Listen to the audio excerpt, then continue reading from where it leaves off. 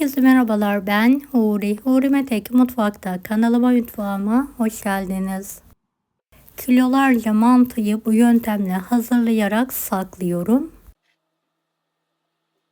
Hem pratik hem de gerçekten çok lezzetli oluyor. Mutlaka deneyin. Tarifimi hiç bekletmeden hemen başlıyorum. 5 su bardağı un, 2 tatlı kaşığı toz şeker, 3 adet tam yumurta,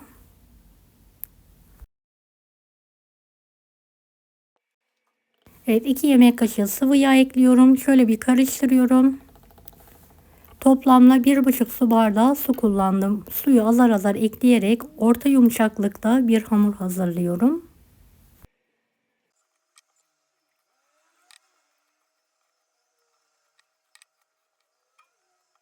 Evet, hamuru toparlanana kadar yoğurma işlemine devam edelim.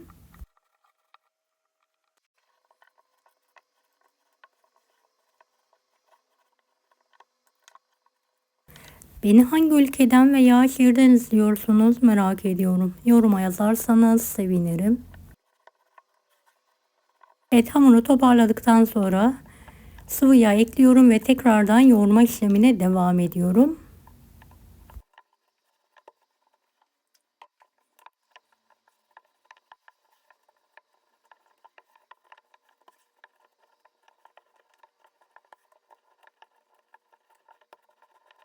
Hazırladığım hamuru uzaltarak 5 eşit olacak şekilde portakal büyüklüğünde bezeleri keserek yuvarlıyorum.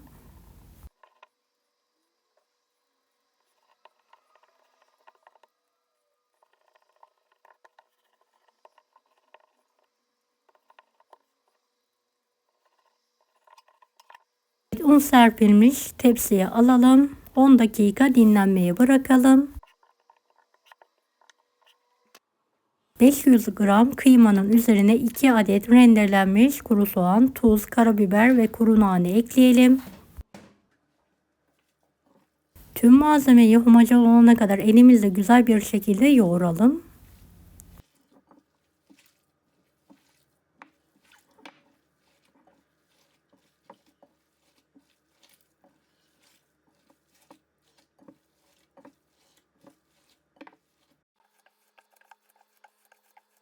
Evet, iç harcımız hazır. Biraz buzdolabında dinlenmeye bırakıyorum. Dinlendirdiğim bezeyi tezgah üzerine alıyorum ve bolca un serperek oklava yardımıyla orta incelikte olana kadar açıyorum.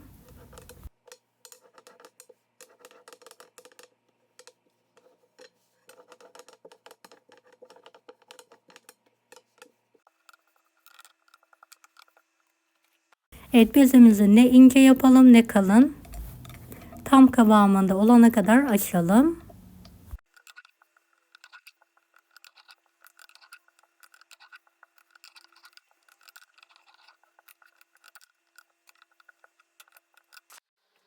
Bu büyüklük yeterlidir. Cetvel yardımıyla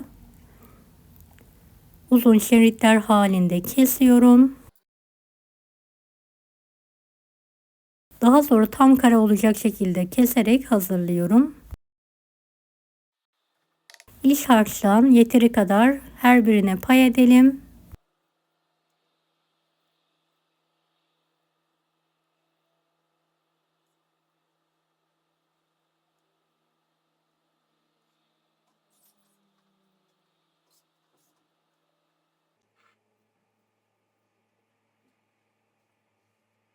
Dört kenarı katlayarak klasik mantı şeklinde kapatıyorum.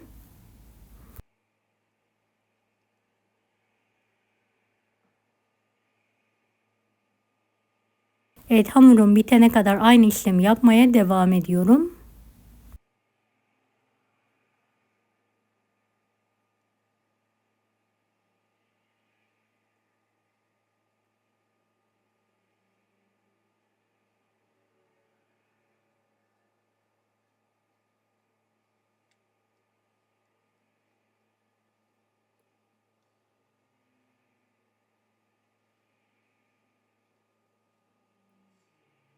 Evet, bu yöntemle açıp kesmek Ve kapatmak gerçekten çok kolay oldu.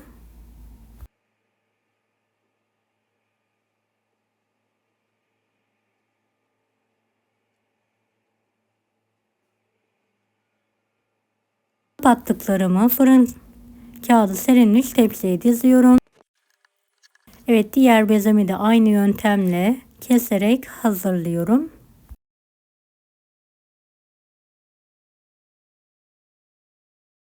Beş bezemi de aynı yöntemle hazırlayarak tepsilerin üzerine kapatarak alıyorum.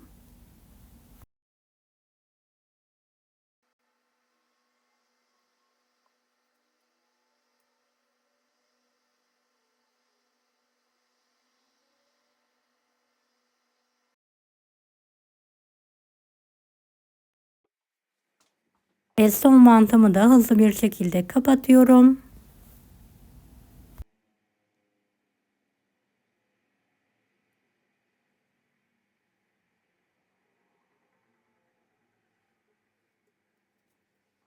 Evet, tepsiler dolusu mantım hazır.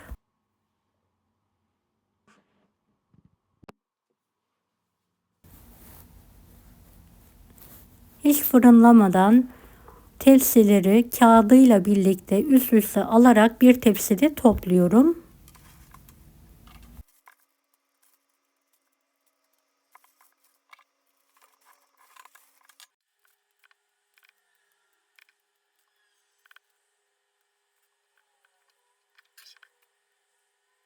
Evet, yapışmaması için birbirinden ayırıyorum. Hava almayacak şekilde sıkıca streçleyerek kapatıyorum ve daha sonra buzluğa kaldırıyorum.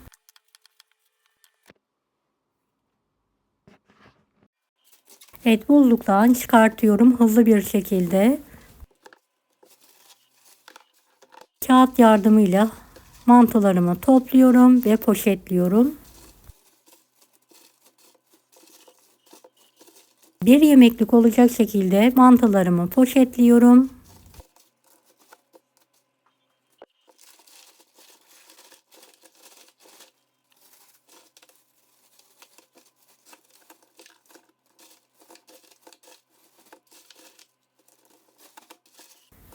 Evet, bu yöntemle gerçekten hem lezzetli hem de pratik oluyor saklamak. Ani gelen misafirleri hızlıca çıkartarak buzlu bir şekilde haşlama yapıyorum. Hem kolay bir şekilde haşlanıyor hem de gerçekten yeni yapılmış lezzetinde oluyor.